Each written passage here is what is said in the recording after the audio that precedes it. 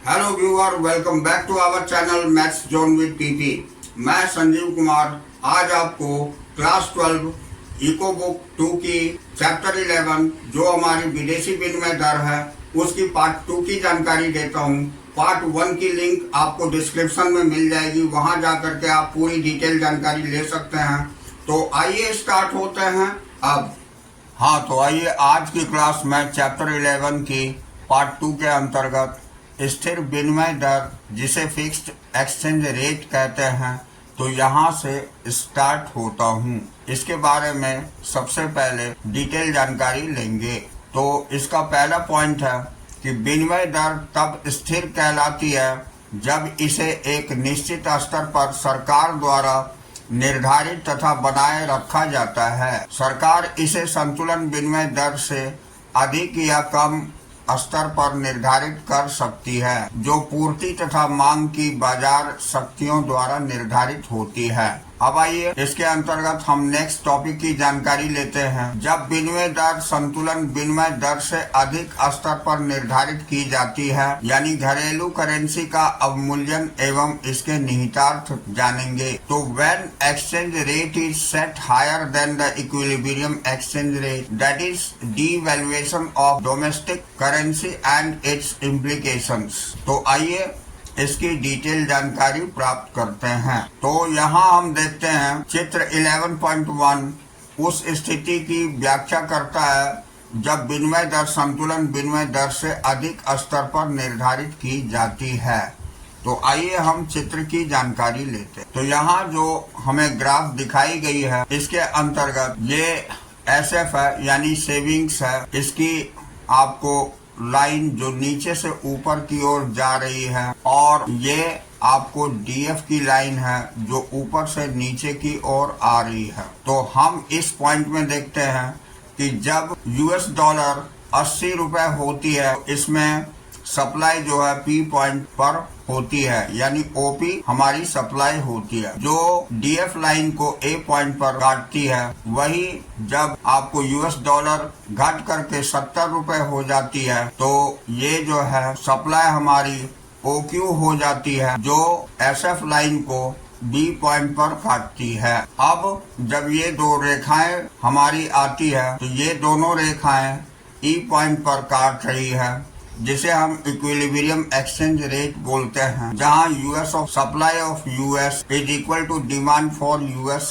होती है। ये आपको हेयर पी क्यू बराबर ए बी हो जाती है, ये पी क्यू बराबर ए बी हो जाती है। तो ये ई पॉइंट हमें इक्विलिब्रियम एक्सचेंज रेट दिखाया गया है। अब आइए इसकी अवलोकन देख लेते हैं। तो चित्र 11.1 में एसएफ यूएस डॉलर की पूर्ति को प्रकट करता है तथा डीएफ यूएस डॉलर है। अब नेक्स्ट पॉइंट में ओआर संतुलन विनिमय दर है जो 1 यूएस डॉलर बराबर 70 से बदला जाता है, और दूसरे पॉइंट OR1 सरकार द्वारा निर्धारित की गई विनिमय दर है। यहाँ 1 यूएस डॉलर 80 रुपए में बदला जाता है। तो यहाँ घरेलू करेंसी भारतीय रुपए का मूल्य सरकार द्वारा जानबूझकर कम कर दिया जाता है। इसे अवमूल्यन यानी डीवैल्यूएशन कहा जाता है। तो ये जानकारी हमने ग्राफ में ली। नेक्स्ट पॉइंट हमारी अवमूल्यन के निहितार्थ यानी इम्प्लीकेशंस ऑफ डीवैल्यूएशन है।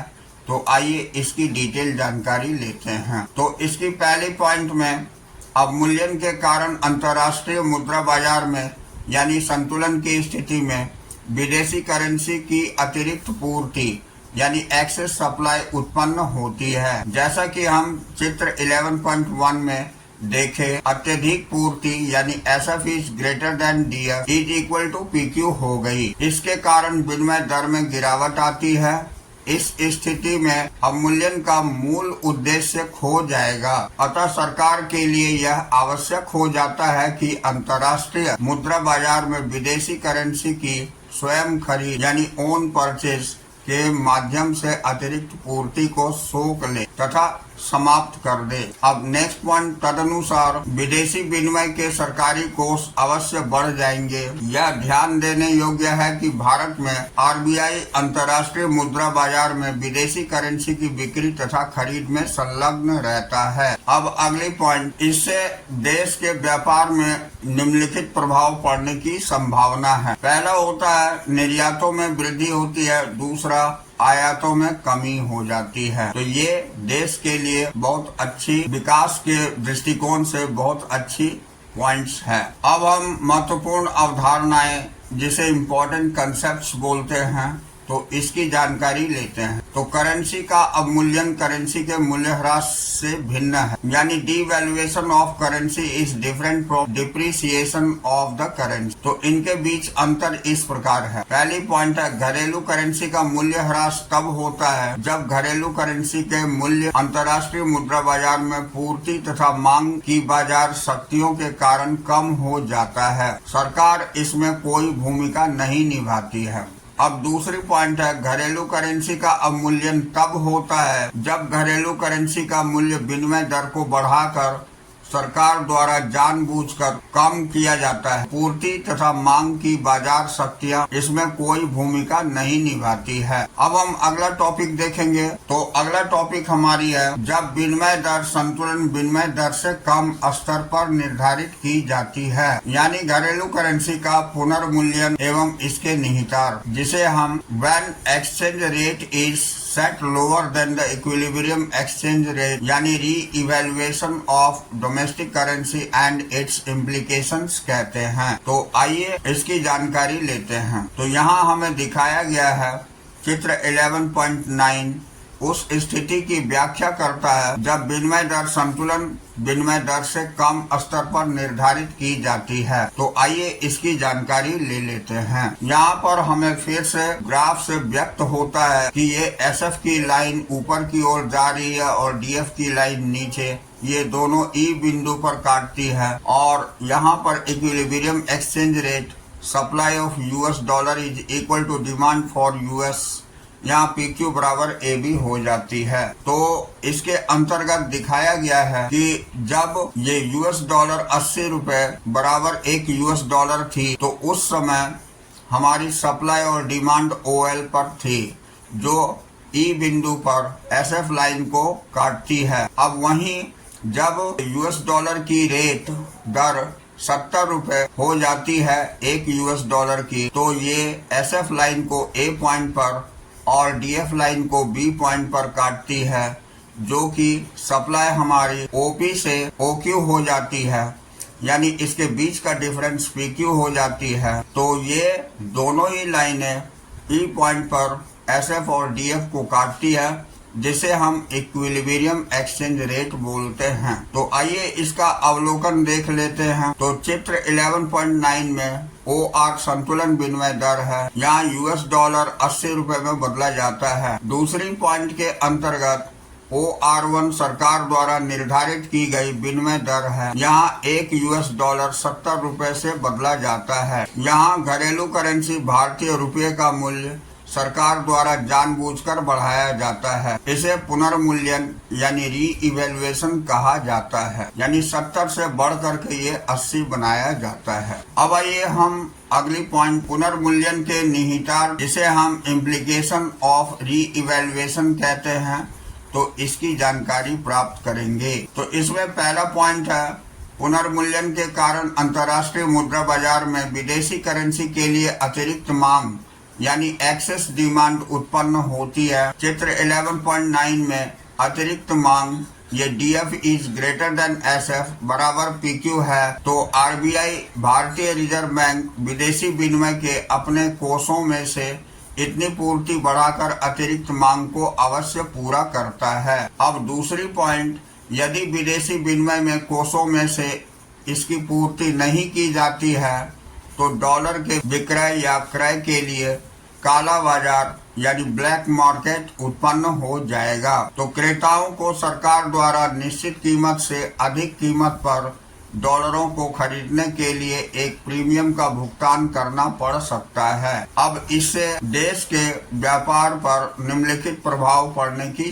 संभावना है। इसमें निर्यातों में कमी हो जाती है और आयातों में वृद्धि होती है, जो देश के प्रतिकूल स्थिति को व्यक्त करती है। अब हम इसके अंतर्गत मूल्य अवधारणाएं, जिसे इम्पोर्टेंट कंसेप्ट्स बोलते हैं, तो इसकी जानकारी लेते हैं। करेंसी का पुनर्मूल्यन करेंसी की मूल्य वृद्धि से भिन्न है। तो revaluation of the currency is different from appreciation of the currency. तो आइए इसकी जानकारी ले लेते हैं। तो इसके बीच अंतर इस प्रकार है। पहला है, घरेलू करेंसी की मूल्य वृद्धि तब होती है जब घरेलू करेंसी के मूल्य में वृद्धि अंतर्राष्ट्रीय मुद्रा बाजार में पूर्ति तथा मांग की बाजार शक्तियों के कारण होती है। सरकार इसमें कोई भूमिका नहीं निभाती है। अब दूसरा है, घरेलू करेंसी का पुनर्मूल्यन तब होता है जब घरेलू करेंसी का मूल्य विनिमय दर को कम करके सरकार द्वारा जानबूझकर बढ़ाया जाता है। पूर्ति तथा मांग की बाजार शक्तियाँ इसमें कोई भूमिका नहीं निभाती है।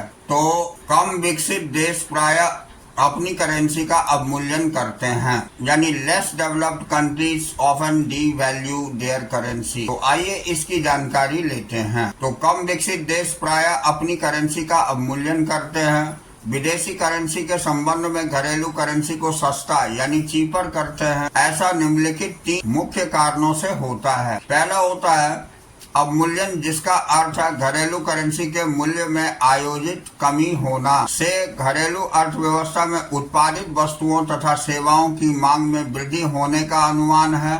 तदनुसार निर्यातों में वृद्धि होती है। अब दूसरी पॉइंट है, निर्यातों के वृद्धि होने से अवमूल्यन के कारण घरेलू अर्थव्यवस्था में विदेशी विनिमय की पूर्ति में वृद्धि होने का अनुमान है। इससे शेष विश्व से अनिवार्य वस्तुओं का आयात करने में सुविधा होती है। अब तीसरा है, घरेलू करेंसी के मूल्य में कमी निजी विदेशी निवेश को प्रेरित करती है, क्योंकि प्रत्येक डॉलर के लिए अवमूल्यन के पश्चात निवेशकों को अधिक रुपए मिलते हैं, जिससे जीडीपी समृद्धि प्रोत्साहित होती है। तो यही मुख्य 3 कारणों से अवमूल्यन किया जाता है। अब आइए अगले टॉपिक पर हम आते हैं, जो हमारी विनिमय दर की स्वर्णमान प्रणाली यानी स्थिर विनिमय दर प्रणाली का पुराना रूपांतर, जिसे हम gold standard system of exchange rate यानी an old variant of fixed exchange rate system भी कहते हैं। तो आइए इसकी जानकारी ले। तो विनिमय दर की स्वर्णमान प्रणाली स्थिर विनिमय दर प्रणाली का पुराना रूपांतर यानी ओल्ड वेरिएंट है। अब नेक्स्ट टॉपिक, यह प्रणाली 1920 के दशक में पूर्व संसार के अनेक भागों में प्रचलित थी। इस प्रणाली के अनुसार विभिन्न देशों में प्रचलित विभिन्न करेंसियों के बीच समता की एक साझी इकाई स्वर्ण को माना जाता था। प्रत्येक देश को अपनी करेंसी का मूल्य स्वर्ण के रूप में परिभाषित करना होता था। इसलिए एक करेंसी के मूल्य दूसरी करेंसी में निर्धारित करने के लिए प्रत्येक करेंसी के स्वर्ण मूल्य की तुलना की जाती थी। जैसे एग्जाम्पल में हम देखते हैं, यदि एक यूके पौंड 4 ग्राम सोना तथा यूएसए डॉलर 2 ग्राम सोना, तो 1 यूके पौंड बराबर 2 यूएसए डॉलर तथा यूके पौंड तथा यूएस डॉलर में विनिमय दर या विनिमय अनुपात 1:2 होगा। अब हम आगे देखते हैं। तो विनिमय की इस प्रणाली को विनिमय का टकसाली समता मूल्य या टकसाली समता यानी mint par value of exchange और मिंट पैरिटी भी कहा जाता था। एक करेंसी के टकसाली मूल्य से अभिप्राय उस करेंसी में निहित स्वर्ण के मूल्य से है। अब हम अगले टॉपिक पर आते हैं, जो हमारी विनिमय दर की ब्रिटेन वुड्स प्रणाली है, जिसे Bretton Woods system of exchange rate बोलते हैं, अथवा विनिमय दर की समंजनीय सीमा प्रणाली, जिसे adjustable peg system of exchange rate बोलते हैं।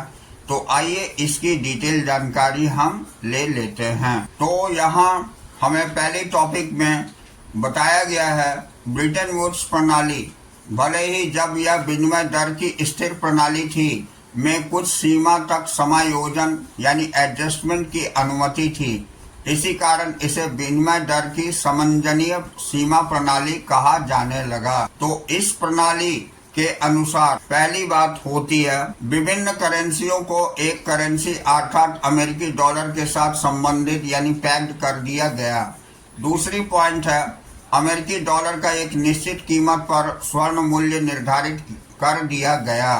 तीसरी पॉइंट है, एक करेंसी का अमेरिकी डॉलर के रूप में मूल्य का निहित अर्थ उस करेंसी के स्वर्ण के रूप में मूल्य माना गया। चौथी पॉइंट है, दो करेंसियों के बीच समता के लिए स्वर्ण ही अंतिम इकाई का कार्य करता रहा। पांचवी पॉइंट है, किसी करेंसी के समता मूल्य में समायोजन केवल अंतर्राष्ट्रीय मुद्रा कोष IMF की अनुमति से संभव था।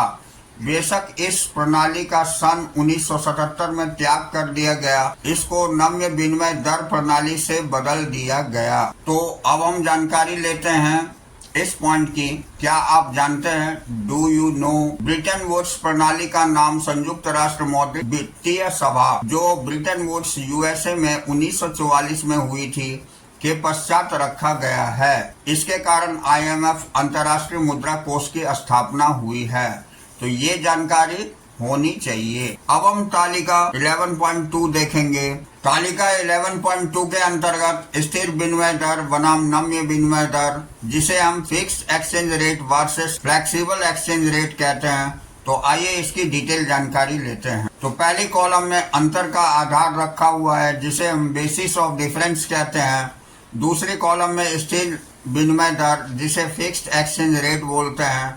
तीसरी कॉलम में नम्य विनिमय दर, जिसे फ्लेक्सिबल एक्सचेंज रेट बोलते हैं। तो आइए इसकी जानकारी लेते हैं। पहले हम निर्धारण देखते हैं, जिसे डिटर्मिनेशन बोलते हैं। तो स्थिर विनिमय दर सरकार द्वारा निर्धारित की जाती है, जबकि नम्य विनिमय दर अंतर्राष्ट्रीय मुद्रा बाजार में पूर्ति एवं मांग की शक्तियों द्वारा निर्धारित की जाती है। दूसरी पॉइंट देखेंगे, बाजार शक्तियों की भूमिका, जिसे रोल ऑफ मार्केट फोर्सेस कहते हैं।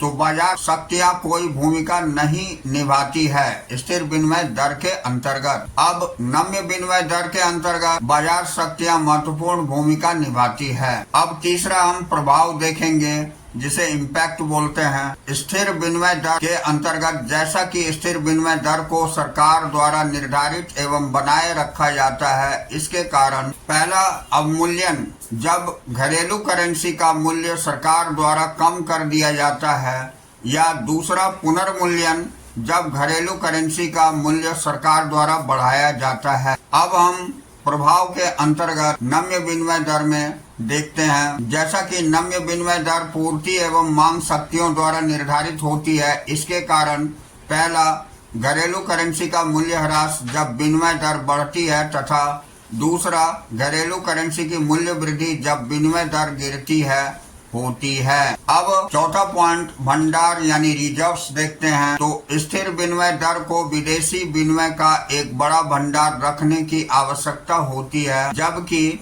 नम्य विनिमय दर को विदेशी विनिमय के किसी बड़े भंडार की आवश्यकता नहीं होती है। कोषों की आवश्यकता केवल प्रबंधित तरलशीलता मैनेज्ड फ्लोट्स का प्रयोग करने के लिए होती है। अब हम पांचवा पॉइंट देखेंगे, अनिश्चितता, जिसे सट्टेबाजी भी बोलते हैं।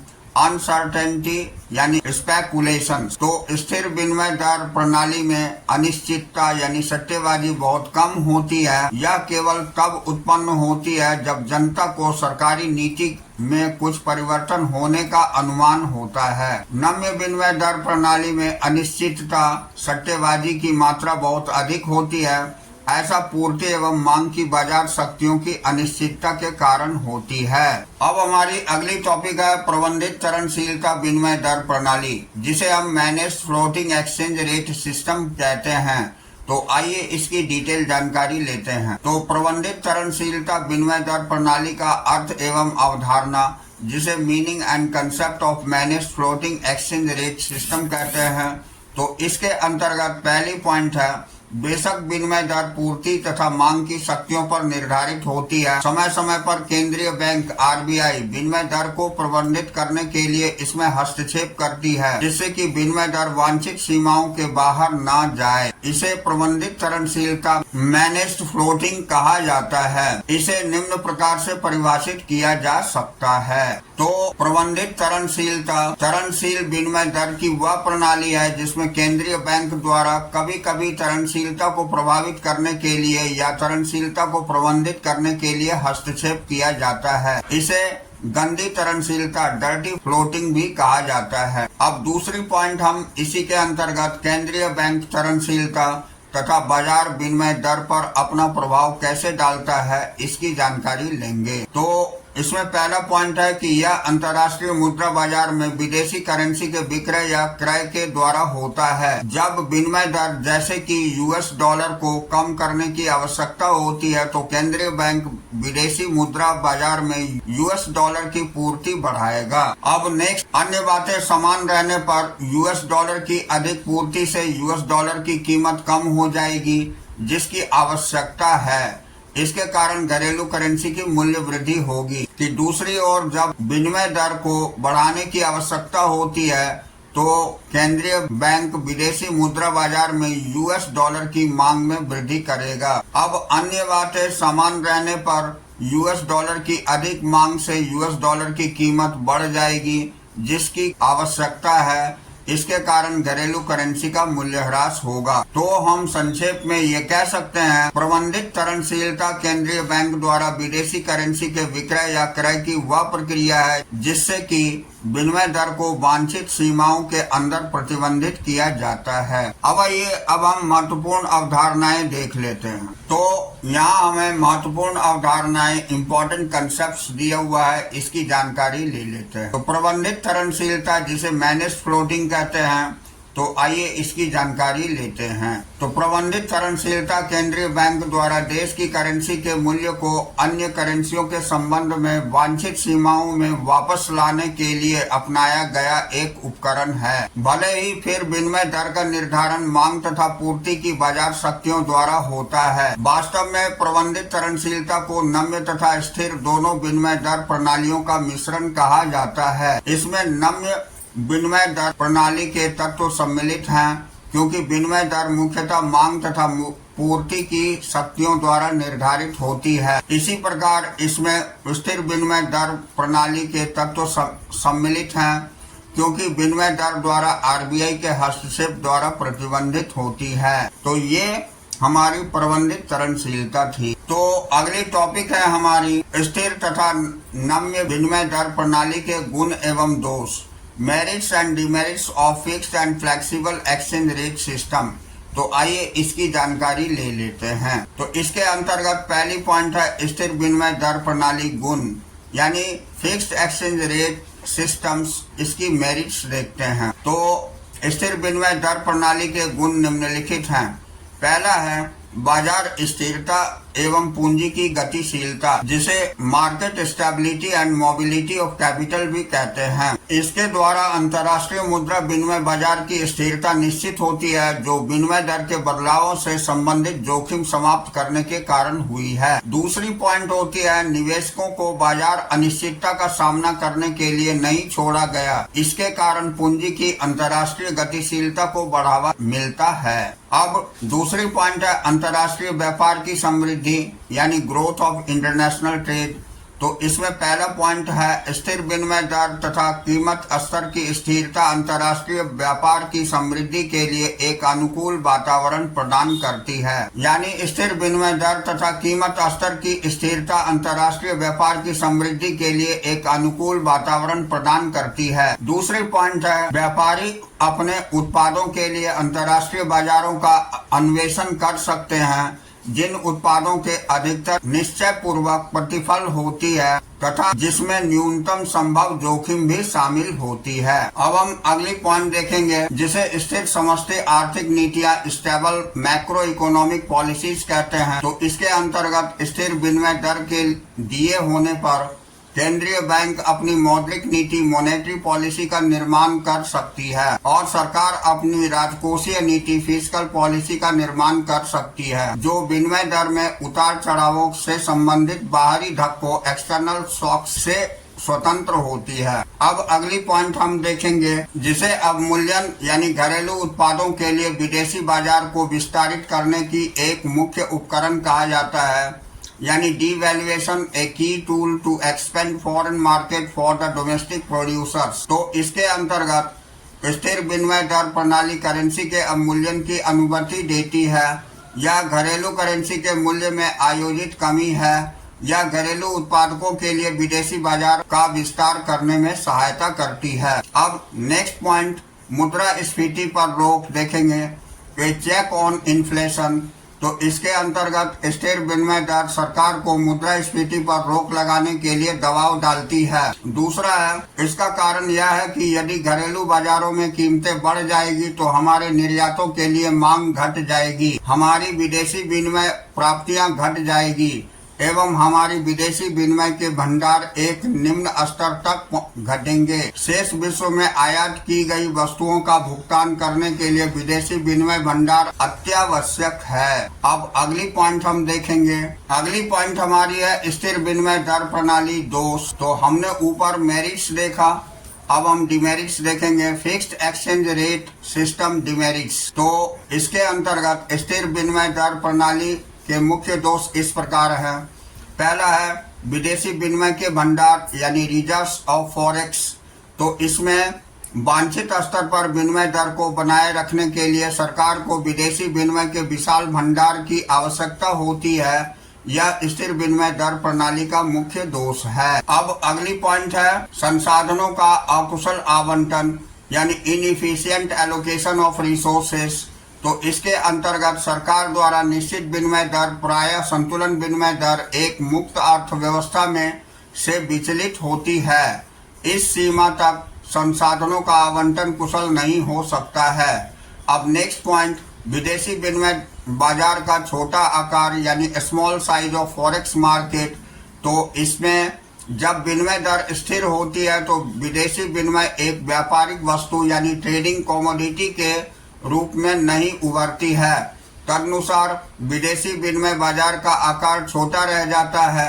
यह वैश्विक आर्थिक समृद्धि में एक बाधक की भांति कार्य करता है।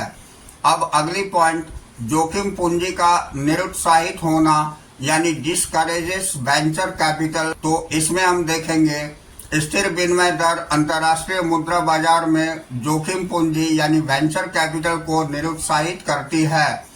विदेशी मुद्रा यानी फॉरेक्स व्यापार की वस्तुओं के रूप में विकसित नहीं हो पाती। अब नेक्स्ट है अंतर्राष्ट्रीय मुद्रा बाजार अधिकतर निर्यातों तथा आयातों के अंतर्राष्ट्रीय भुगतान तक ही सीमित रहा है। अब इसकी अगली पॉइंट स्थिर विनिमय दर संतुलित दर नहीं हो सकती यानी फिक्स्ड एक्सचेंज रेट में not be the equilibrium rate. तो इसके अंतर्गत पहली पॉइंट देखेंगे, चूंकि विनिमय दर सरकार द्वारा निर्धारित होती है, पूर्ति एवं मांग शक्तियों के प्रचालन की अनुमति नहीं होती है। इस प्रकार अंतर्राष्ट्रीय मुद्रा बाजार में संतुलन विनिमय दर स्थापित नहीं हो पाती। अब नेक्स्ट पॉइंट संतुलन विनिमय दर की अनुपस्थिति में देश में संसाधन का आवंटन यानी विभिन्न वस्तुओं तथा सेवाओं के उत्पादन में इष्टतम या कुशल नहीं हो सकता है। तो ये हमने डिमेरिट्स देखा। अब हम महत्वपूर्ण अवधारणाएं देखेंगे। तो यहाँ महत्वपूर्ण अवधारणाएं इम्पोर्टेंट कंसेप्ट्स की जानकारी ले लेते हैं। अंतर्राष्ट्रीय मुद्रा बाजार में जोखिम पूंजी यानी venture capital in the international money market. तो इसका संबंध लाभ कमाने के उद्देश्य से अंतर्राष्ट्रीय मुद्रा बाजार में विदेशी मुद्रा फॉरेक्स के क्रय के लिए किए गए निवेश से है।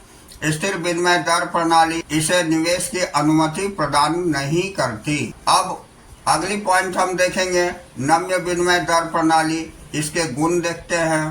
तो flexible exchange rate system merits. तो आइए इसकी मेरिट्स की जानकारी ले लेते हैं। तो स्थिर विनिमय दर प्रणाली में नम्य विनिमय दर प्रणाली की ओर स्थानांतरण इस प्रणाली के गुणों के कारण वांछनीय था। नम्य विनिमय दर प्रणाली के कुछ मुख्य गुण यानी स्थिर विनिमय दर प्रणाली के संबंध में इस प्रकार है। पहली पॉइंट है विदेशी विनिमय के विशाल भंडार की आवश्यकता नहीं होती यानी large reserves of forex not required. तो इसके अंतर्गत हम देखते हैं नम्य विनिमय दर प्रणाली में सरकार के पास विदेशी विनिमय के विशाल भंडार की आवश्यकता नहीं होती है। पूर्ति एवं मांग की बाजार शक्तियां स्वतः ही विनिमय दर को संतुलन बिंदु तक ले जाती है। दूसरी पॉइंट है संसाधनों का कुशलतम आवंटन यानी इफिशिएंट एलोकेशन ऑफ रिसोर्सेस। तो इसमें नम्य विनिमय दर प्रणाली विभिन्न करेंसियों की संतुलन विनिमय दर के कारण है। तदनुसार संसाधनों के आवंटन यानी विश्व के विभिन्न देशों के बीच अधिक से अधिक कुशल इष्टतम यानी इफिशिएंट और ऑप्टिमम होने की संभावना होती है। अब हम अगली पॉइंट देखते हैं। तो अगली पॉइंट हमारी विदेशी विनिमय बाजार का बड़ा आकार है यानी large size of forex market.